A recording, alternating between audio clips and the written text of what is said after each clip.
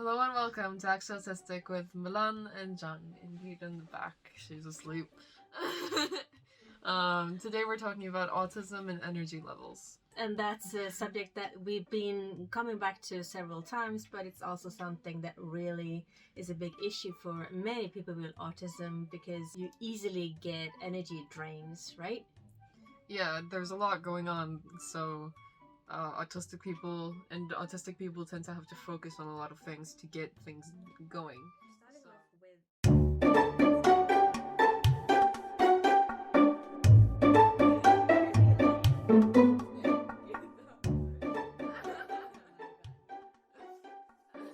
Like, a lot of autistic people have hypersensitivities. I have a lot. So can you give an example on hypersensitivities, what it can be? Yes. Sound, smell, touch, and light. Those are the ones that I'm most commonly annoyed by. Yes, so for instance, it's almost painful for you to go outside when it's too bright out, right? Yeah, I can't. I especially when there's snow on the ground. Like this winter, I love winter because I can finally cool down. It's also very annoying when I'm first like going outside, because snow and the sun do not go well together for an autistic person. No, it becomes really, really sparkling and strong. And there's nowhere you can look to avoid it, so you just have to kind of cope with it as much as possible. And then another thing is sounds, right? Yeah. There was one time when I was in the city, and there were a lot of cars passing by, like, constantly. And a few of those cars were very squeaky in the, wheels? Yeah, wheels. Or brakes, maybe? Yeah. So those sounds were almost at the intensity of like an explosion. Neurotypical people might be able to like tune out those sounds more easily. You get used to it eventually. Yeah. But many autistic people find that close to impossible because it's just so loud all the time and it blocks out all the other sounds that aren't as annoying. So and that's what makes it so difficult for you in school, for instance, to focus, because you can't block out the ventilation sounds or the sounds from the lamps or from other students or from people breathing. Yeah. When I was in like one of my older schools, the windows would be closed, but I could still hear like the cars outside and the birds chirping. The birds chirping wasn't very annoying, but it was very hard to filter out so that I would be able to focus on the teacher and whatever they were saying. So I ended up missing out on a lot of information during school because I just couldn't focus.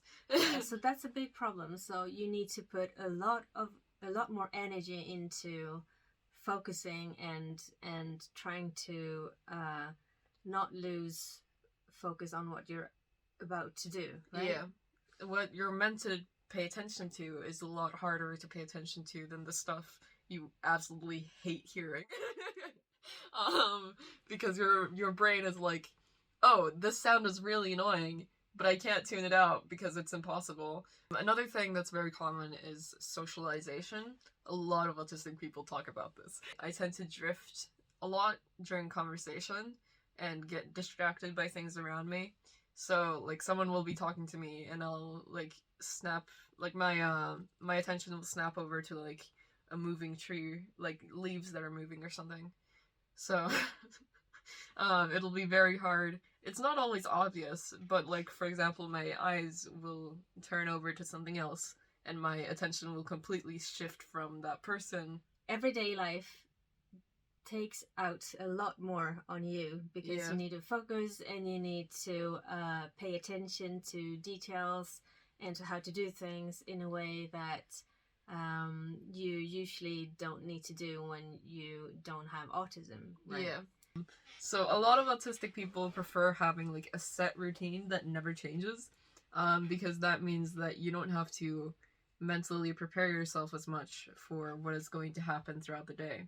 When what is going to happen is uncertain and you have no idea what is coming next, you have to like prepare yourself for literally anything. It can drain a lot of energy because you're just like thinking out what is going to happen today.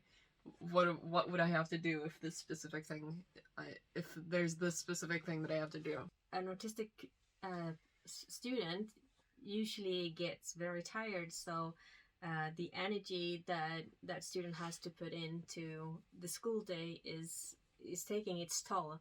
So for a lot of autistic people, it would actually help to reduce the amount of hours or classes that you have throughout the school day. Yeah. You like to do things like going away to the city and maybe go to a bookstore or go out and have a coffee or tea, but you get really tired afterwards. Yeah. So, I mean, you shouldn't just totally skip those things, but you have to take into account that you need time to recover and recharge afterwards. Yeah.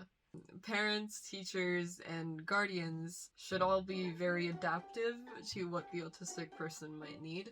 A lot of people will need different things, but you need to be respectful to all of them, regardless of what it is. Knowledge is the key to everything, right? And acceptance, and just remember that people are different, and autistic kids are different from neurotypical kids, but they're also different in the autistic community. Yeah.